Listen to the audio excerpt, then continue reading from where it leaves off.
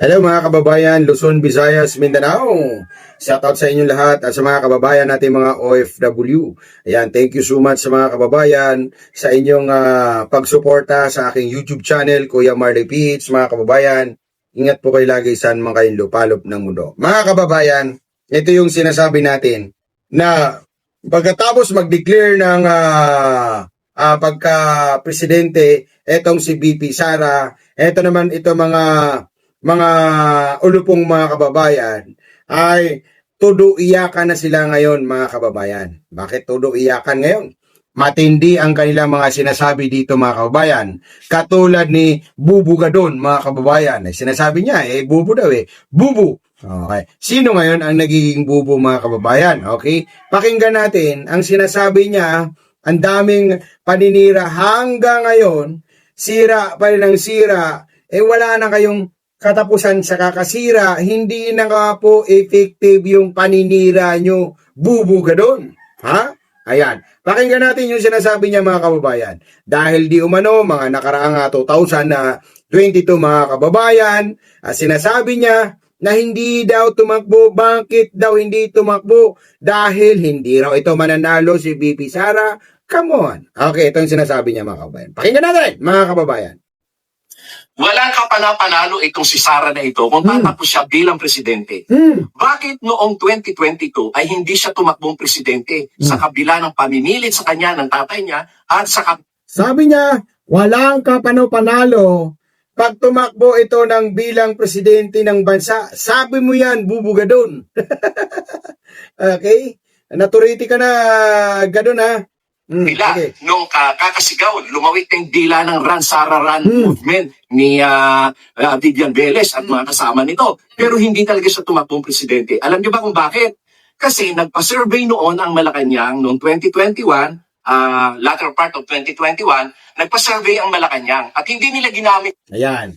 So gumawa ng kwento ito si Gadon na nagpa-survey di umano ang Malacanang para kay BP Sara nung time na yon. Kung ito ba ay maraming susuporta na mga Pilipino kay Sara Duterte bilang isang noong 2022 para pagkapangulo. Ito ang sinasabi niya mga kababayan. Pakinggan niyo kung tama ba itong mga pinagsasabi ni Gadon. Itong Pulse Asia o SWS. Ang ginamit nila sa survey ay itong kanilang mga congressman na panig sa kanila. At survey sila, yung tinatawag na internal survey sa kanilang mga distrito. At doon ay nalaman ko ang naging resulta sapagkat maraming mga congressman dyan na mga kaibigan ko rin. At pinarating nila sa akin ang magandang balita na doon sa kanilang internal survey na inutos ng Malacanang ay ang number 1 ay si BBM. At ang number 2 ay si Leni. Ang number 3 ay si Isko. Pang-apat lang si Sara. Kaya nga, tigas ng kakakatanggi niya na Tigas na nakakatandim, pang-apat lang daw si BP si Sara. Bilang sa nagpa-survey ang Malacanang, di umano, ay pang-apat lang daw si Sara Duterte. Nangunguna daw si Ngagba. Mga kababayan. Ang lupit mo. Bubu ka doon. Buong presidente kasi wala talaga siyang pag-asa. At siya ay pinipilit lamang ng kanyang tatay at posible na dadayain nila sa Smartmatic. Pero hindi talaga nagtumakbo si Sara kahit na nagkaroon pa ng nationwide na Run Sara Run. Posible na dadayain daw sa Smartmatic. Sinasasabi mo yan, ginagawa nyo ba yan? Ginagawa nyo ba yan? Ha? Sabi nga ni Atty. Glenn Chong, bubuga doon, na yung boto ni BP Sara para lang makatapat na baka maya iisipin ng tao na si Sara ang presidente at titingalain, kaya halos tinapat nila ang boto.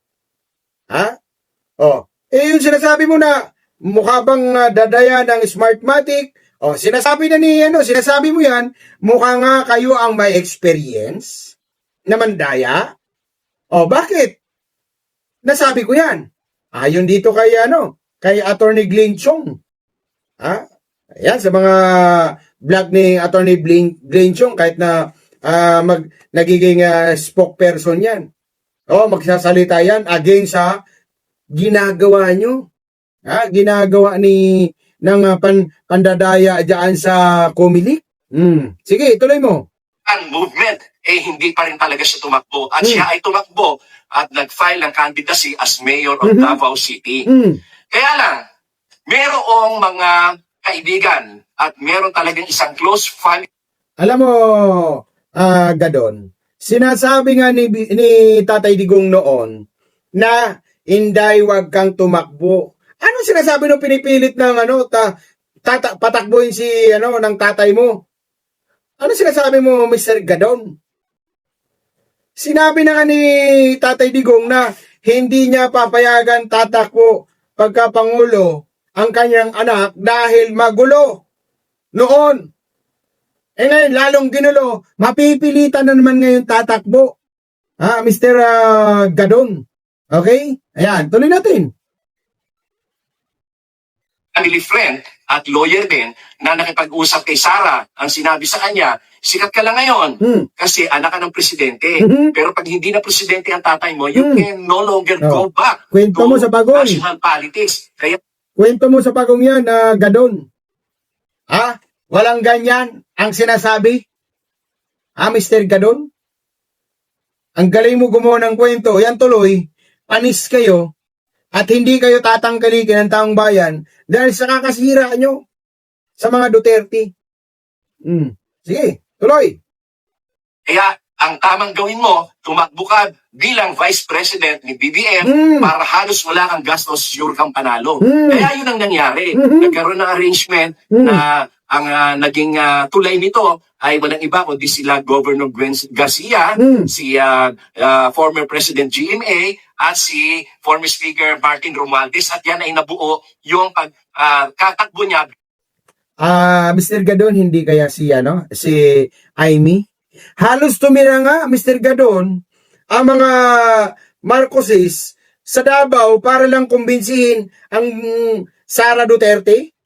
Hindi kaya? Nagtatanong lang din ako dahil ang mga sinasabi mo, Mr. Gadon, para bang hindi tama Hindi kaya? Halos tumira na sila sa Davao para lang kumbinsihin si Sara Duterte. Ngayon ay VP Sara na? VP na? Anong iniiyak-iyak mo dyan? Gadon, hindi nyo lang kasi matatanggap na malakas etong si VP Sara Duterte for 2020-2028. Di ba?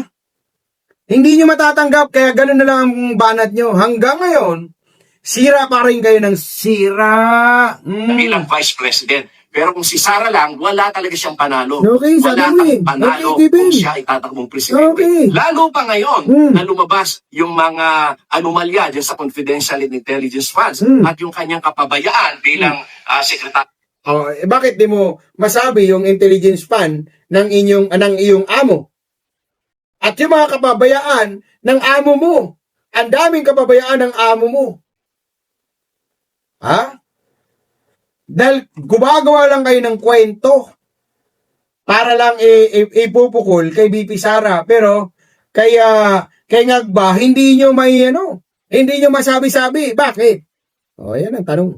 Of Education at lumabas yung katotohanan na siya pala ay walang alam, boba at tanga. Kaya lalo lang na hindi siya mananalo. Sabi mo buba at tanga, sino ba naging tanga at bubo?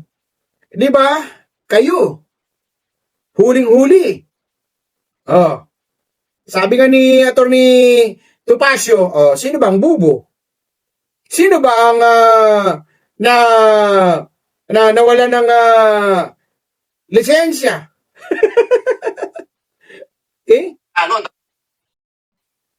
Dahil ang mga tao ngayon, alam na ang karakas niya. Alam niya na wala siyang kapasidad. Wala nga siyang nalalaman kung ano ang nangyayari sa mga grupo. Alam ng mga ng taong bayan na ang amo mo at saka ikaw walang silbi sa bayan. Ano na ambag mo? Mr. Gadon, ano na ambag mo? Ano na itulong mo? Wala, di ba? Puro paninira lang. Okay. Binabaliktad mo ang sinasabi gobyerno natin eh. Kaya walang kapag-asa-pag-asa yan. Drama na lang ito, yung tinatawag niyang pagtatakbo ng 2028 para ang magiging depensa niya dyan sa impeachment case ay yung political persecution nito kasi tatakbo ko presidente. Gusto nilang hadlangan ang katatakbo ko bilang presidente. Nako, huwag ka na mag-drama dyan. Wala ka naman talagang panalo. Sabi mo yan, huwag ka magdrama. Sino ba ang nagdadrama? Hindi kayo. Di ba kayo nagdadrama? Mr. Gadon? Di ba? Lahat na lang ng mga sinasabi mo against sa taong bayan, taong bayan, tinitira mo. O sabihin mo, hindi naman naghihirap ang taong bayan. Kasi nakapunta sa Jollibee, nakakain sa Jollibee. Di ba? Bakit?